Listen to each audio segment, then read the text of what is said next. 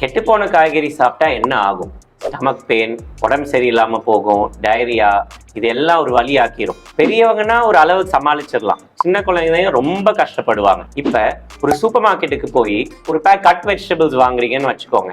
அதுல ஜென்ரலா எம்ஆர்பி மட்டும்தான் போட்டிருக்கோம். எப்ப கட் பண்ணாங்க, எப்ப பேக் பண்ணாங்க, எது வரைக்கும் நீங்க யூஸ் பண்ணலான்னு போட்டிருக்காரு. இதனால நீங்க இன்னைக்கு சமைக்கிற காய்கறி எப்ப கட் பண்ணாங்கன்னு உங்களுக்கு தெரியாது. அது நேத்து கட் பண்ணிருக்கலாம், இல்ல அதுக்கு முன்னாடி கூட கட் பண்ணிருக்கலாம். அப்படி இருந்தா அது அவ்வளவா ஃப்ரெஷ்ஷா எல்லாம் இருக்காது. ஸோ இதுக்கு என்ன சொல்யூஷன்? டிரான்ஸ்பரன்சி. எல்லா ப்ராடக்ட்லயும் லேபிளிங் இருக்கணும். அந்த ப்ராடக்ட் எப்ப கட் பண்ணாங்க, எப்ப பேக் பண்ணாங்க, எதுக்குள்ள நீங்க அதை யூஸ் பண்ணலான்னு இருக்கணும். கண்டிப்பா இந்த டிரான்ஸ்பரன்சியை என்ஆர்சி ஃப்ரெஷ் கட்ஸ்ல டே 1ல இருந்தே நாங்க ஃபாலோ பண்ணிட்டு இருக்கோம். நாங்க செல் பண்ற எல்லா பேக்ஸ்லயும் எப்ப கட் பண்ணோம், எப்ப பேக் பண்ணோம், நீங்க எது வரைக்கும் அந்த ப்ராடக்ட்டை வச்சு யூஸ் பண்ணலான்னு லேபிளிங் கிளியரா இருக்கும். அதுல ஒரு QR ஸ்கேனரும் இருக்கும். நீங்க ஸ்கேன் பண்ணா போதும், உங்க மொபைலுக்கே எல்லா டீடைல்ஸும் வந்துடும். உங்க ரிக்வயர்மெண்ட் 1 kg இருக்கட்டும், இல்ல thousands of kgs இருக்கட்டும், நீங்க சென்னையில எங்க இருந்தாலும் எங்களால உங்களுக்கு ஹைஜீனிக்கா, டிரான்ஸ்பரண்டா, ஃப்ரெஷ் கட் வெஜிடபிள்ஸ் சப்ளை பண்ண முடியும்.